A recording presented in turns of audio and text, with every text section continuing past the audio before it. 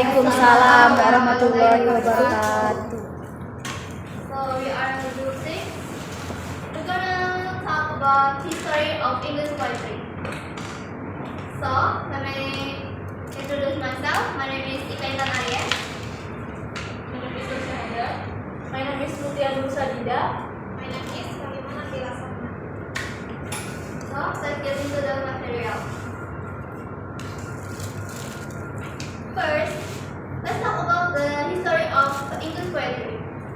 Early Middle English poetry, spanning rolling from the end of 11th century and the late 12th century, represent a pivotal transition in English literary history. This period more often seen from the Old English literary tradition to the beginnings of Middle Age literature, influenced by Norman conquest and the resulting cultural linguistic change. Next. So here the first is Old English poetry start from the 5th century and 12th century. Let's talk about the origin of the Old English poetry. The first is who. Old English poetry comes from the period when the Anglo-Saxons were settling and living in England. Early within the 5th and 12th century, this era began after the fall of the Roman Britanny and continued until the Norman conquest of 760, which led to the shift of Old English to Middle English. So, who are Anglo-Saxons? The Anglo-Saxons were a group of Germanic peoples who migrated to settle England from the early 5th century onward. They are generally considered to be a blend of three tribes. First tribe is the Angles from the region of Anglia, what known for northern Germany, and two, the Saxons from the era that is called northern Germany and Netherlands, and third is Judes from the Jutland Peninsula in modern-day Denmark. During this time, the Anglo-Saxons developed a distinct literary tradition. Their poetry was heavily influenced by their Germanic roots and was oral in nature, meant to be recited or sung rather than read. The terms often revolve about the heroic deeds, nature, and the struggle of life, reflecting both of their culture and values, and the rich tradition of her insight into the Anglo-Saxon worldview and the way of their living. Next. So here are the example of noticeable words by Bowles manuscript. Bowles is this part is Bowles preparing to cut off the head of the monster Grendel.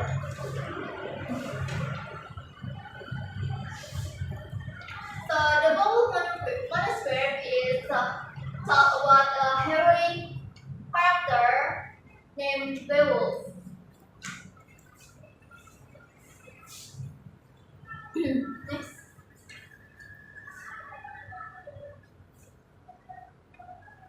And next is early Middle Age poetry. Start from late 12th century and early 13th century. Commonly called the Dark Age.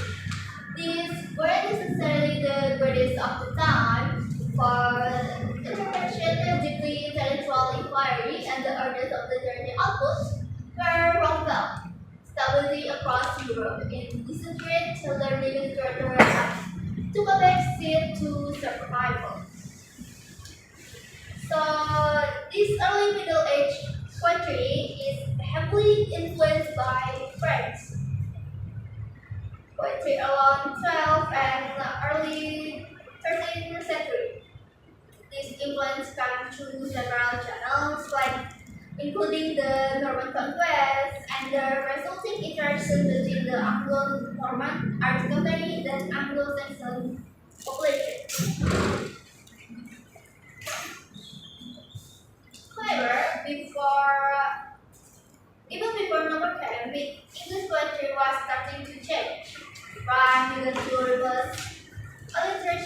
in short form, even though they still are used all for stress line format. A good example of this change is the grade, the poem of grade. The poem cut includes rhyming lines. Another example is poem from the Anglo-Saxon era about William the Conqueror, which used more rhyme and alliteration to lament his cruelty, greed. This shows that the poetic style was evolving even as the old transition persisted. Next. There are some noticeable author and work, like Wahyu, known for the epic roots, and there's a couple of anonymous poetry, like author of Durham, a poem praising the cathedral in Durham, and the author of Introduction of Christian, a didactic piece of offering Christian teaching in which rhyme, couplet, and literature light.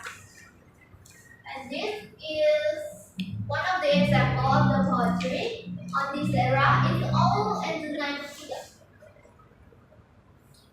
This alliteration interphoneme is 12th of 13th century is a Middle Age poem detailing a debate between an owl and nightingale as operated by poem director.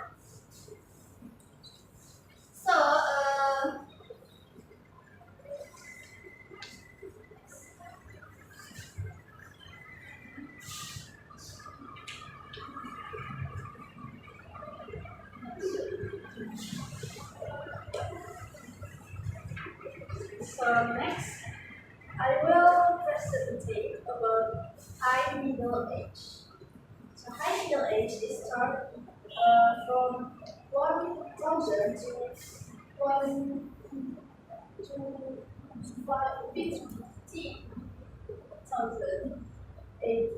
to 14th century. Back in the 14th and 15th centuries, English language situation was pretty complex. Many people were bilingual or even trilingual, using English, Latin, and Anglo-Norman French. English had to compete with this language, especially Latin and French, which were seen as more serious or scholarly at the time. Plus, English had lots of different dialects, which made it hard for English writing to spread beyond their local areas. Latin and French didn't have this problem. So in the mid-14th century, something interesting happened in English literature. Alliterative poetry made a surprise comeback. This poetry style, which relies on repeating the same sounds at the beginning of words, like first place or bold bear, had been around since the Old English days, but seemed to vanish after the Norman Conquest. From about 1350 to 1400,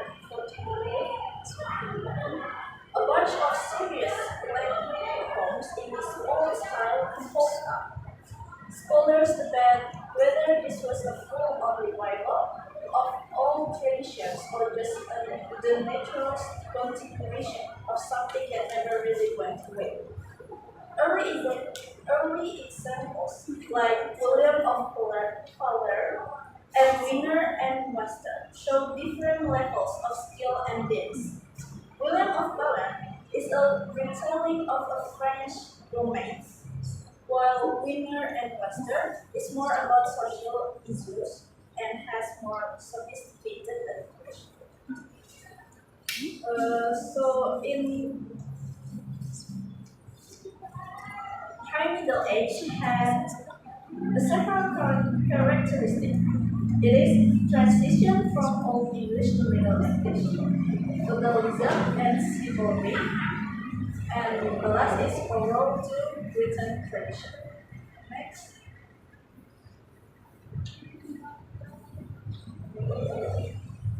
So here we have the example of poetry. It is Greek culture, the Canterbury Tales. It is a 15th century manuscript page from Gothic culture's story, the Canterbury Tales, which was mostly composed in iambic pentameter. Next.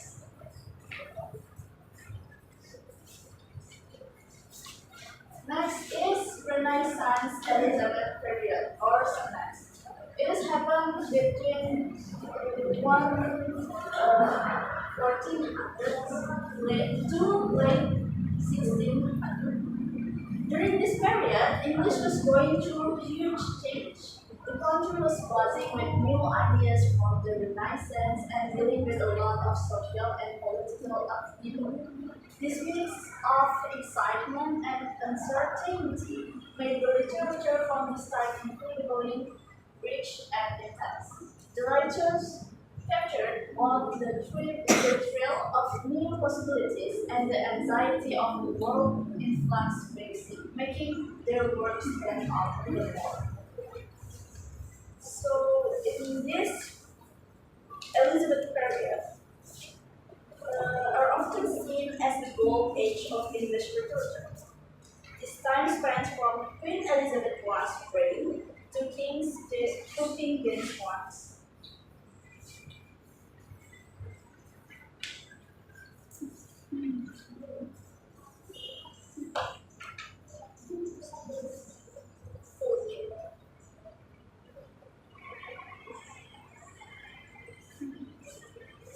Next,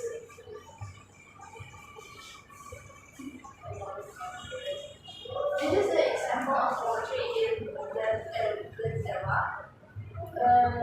It is sonnet 18 is one of 154 popular sonnets written by English poet William Shakespeare in 1609.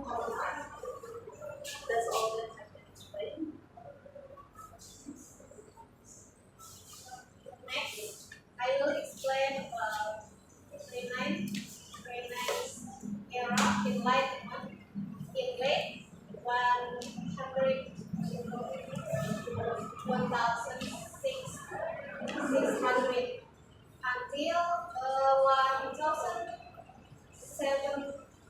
until 1785. So, the age of reason of enlightenment was underway and people were eager to use logic and reason to explain the world. Satire was popular and authors such as Jonathan Swift and Alexander Pope wrote numerals, the former and that's the latter treatise on society and humankind. So, I will explain shortly what is enlightenment poetry. So, in enlightenment poetry is discuss about society and human nature. This was a time when reason, science, and logical thinking became more important than tradition and religion.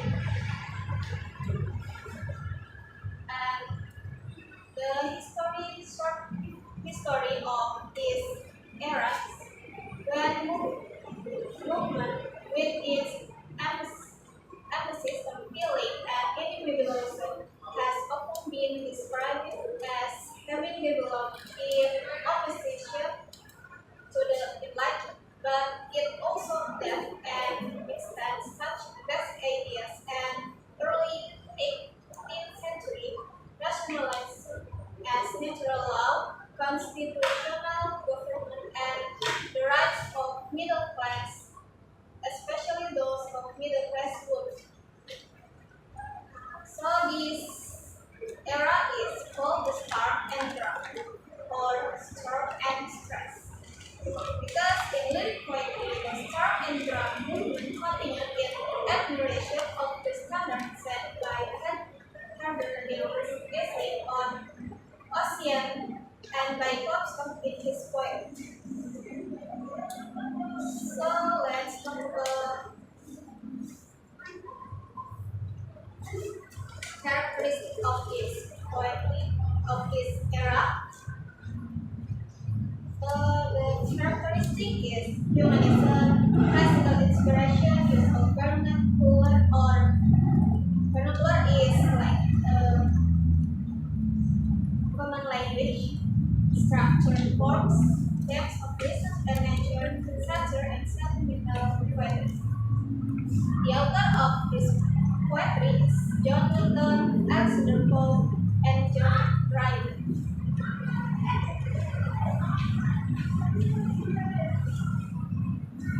Notable work is Paradise Lost.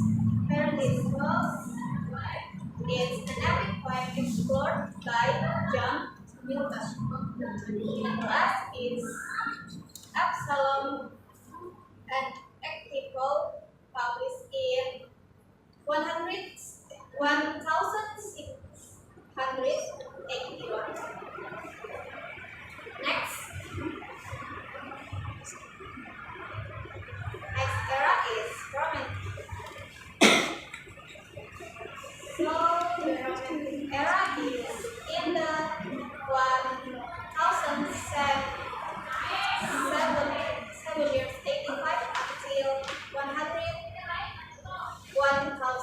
1885 until 1830. This poetry focuses on feelings, nature, imagination, and personal experience.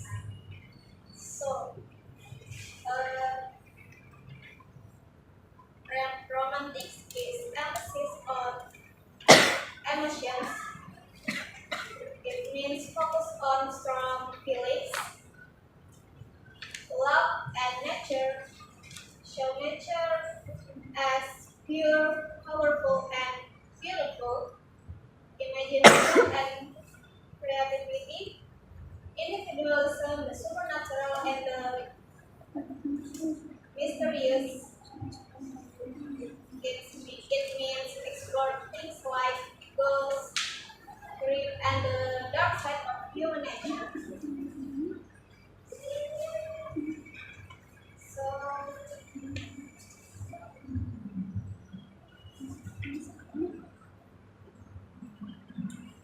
the famous poet in Romantic era is William Wordsworth.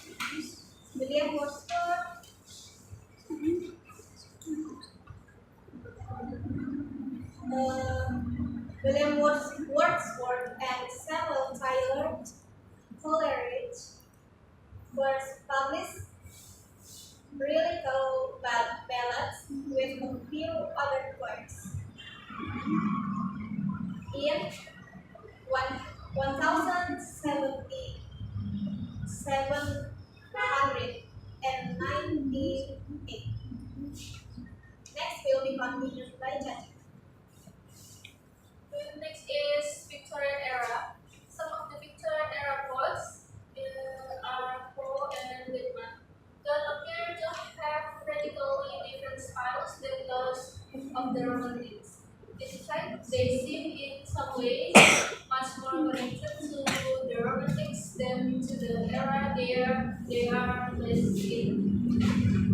Some are characteristic of Victorian era are first focus on emotion, the beauty of nature, and the power of the imagination. Second, often travels the James traditional. Alright, the next is postmodern era. From this era, start from 20th centuries until now. Is a postmodern era all about the questioning the idea. Yes, this is about the nature of existence and the reconstruction of art and life. Their poetry range widely in the term of style, but shared commonly in often being free, warm, and probably stream of consciousness. So, in postmodern era, the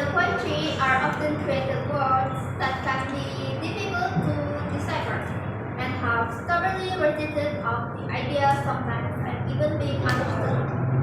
The idea being to use disjointedness and the lack of analogies to poetry and reflect in that challenging, chaotic, sometimes meaningless and shapeless form of writing. These words can be stimulus, challenging and frustrating to develop into and sometimes enormous, rewarding as well. In postmodern era, there are some characteristics. First is it breaks from traditional form and is embrace of complexity, ambiguity, and playfulness. The next is reflecting of a broad cultural shift of the postmodern era. There are some noticeable authors. The first is John Austin, Pablo Neruda, and Allen Ginsberg. Next, so there are example of the poetry. This poetry called The Fall of America, poems of the States, in 1965 until 1971 is a poetization of poetry by Allen Ginsberg. Well, that's all from our group. Thank you for the attention. Assalamualaikum warahmatullahi wabarakatuh. Waalaikumsalam